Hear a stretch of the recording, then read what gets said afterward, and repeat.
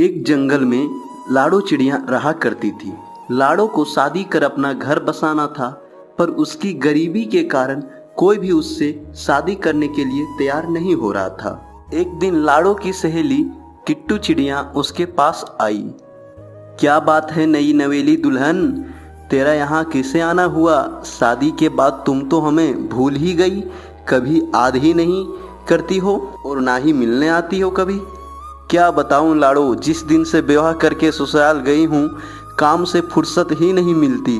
तुमसे मिलने आने के लिए कई बार कोशिश की पर नहीं हो पाया। आज भी किसी काम से बाहर निकली थी, रास्ते में तुम्हारा घर पड़ता है, इसीलिए मैं तुमसे मिल पा रही हूँ। ओह अच्छा, तुम मिलने आई यही बहुत है।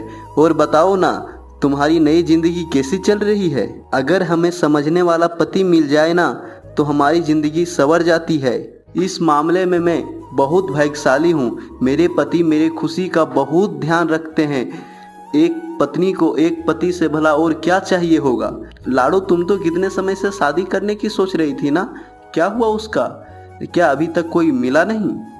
हाँ, वैसे तो बहुत रिश्ते आ रहे हैं, पर मेरे पास जमीन जायदाद नहीं है, इसलिए कईयों ने मना कर दिया। तो कईयों ने इसलिए मना कर दिया कि तुम बिना माँ बाप के पली बड़ी हो, ना जाने कैसी होगी, और शादी में पैसे का बड़ा महत्व होता है ना, तो मुझ जैसे गरीब से भला कौन शादी करना चाहेगा।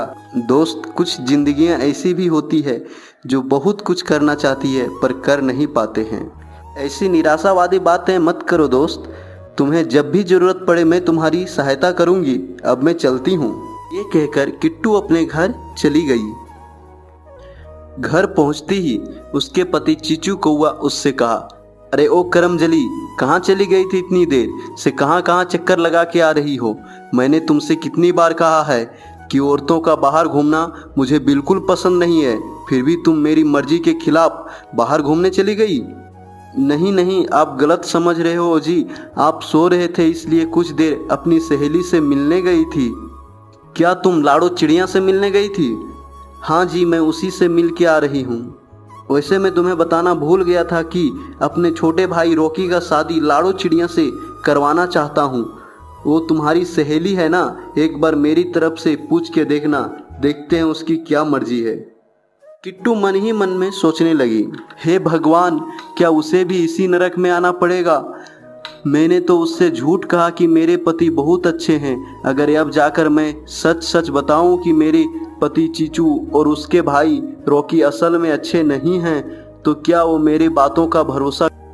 वो अपने सहेली लाडो के पास गई और रॉकी से शादी के बारे में उससे पूछा। मैं तो कब से अपना घर बसाना चाहती हूँ, अगर तुम मेरी जेठानी बनोगी इससे बढ़िया बात मेरे लिए और क्या होगी।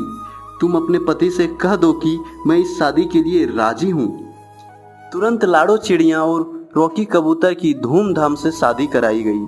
शादी समारोह के दौरान किट्टू लगातार यही सोच रही थी कि वो अपने सहेली के साथ बहुत बड़ा धोखा कर रही है। विवाह कर अपने ससुराल पहुंची लाडो को शुरुआत में तो बहुत अच्छा लग रहा था, पर कुछ दिनों के बाद रॉकी कबूतर का असली चेहरा बाहर आने लगा। लाडो चिड़िया ने रॉकी कबूतर से कहा, सुनिए जी, शादी के बाद आप तो मेरे साथ कितना समय बिताते थे, पर कुछ दिनों से देख रही हूँ आप तो मेरे साथ समय ही नहीं बिता रहे हैं। मेरे बर्ताव के बारे में बात करने जितना महान नहीं हो तुम, और हमारे घर में बहू बनकर आई हो यही बड़ी बात है तुम्हारे लिए। तुम जैसे रोटी के लिए तरसने वाली को हम जैसों के घर में जगह मिली तो चुपचाप मुंह बंद करके एक कोने में पड़ी रहो। मैंने तुम्हें पत्नी बनाया, मेरे सर चढ़कर मनमानी करने की बिल्कुल मत सोचना। यहाँ क्या होता है चुपचाप देख कर रह सको तो रहो, नहीं तो ये घर छोड़कर अभी के अभी यहाँ से चली जाओ। यूं बड़ी सख्ती से रॉकी कबूतर ने कहा।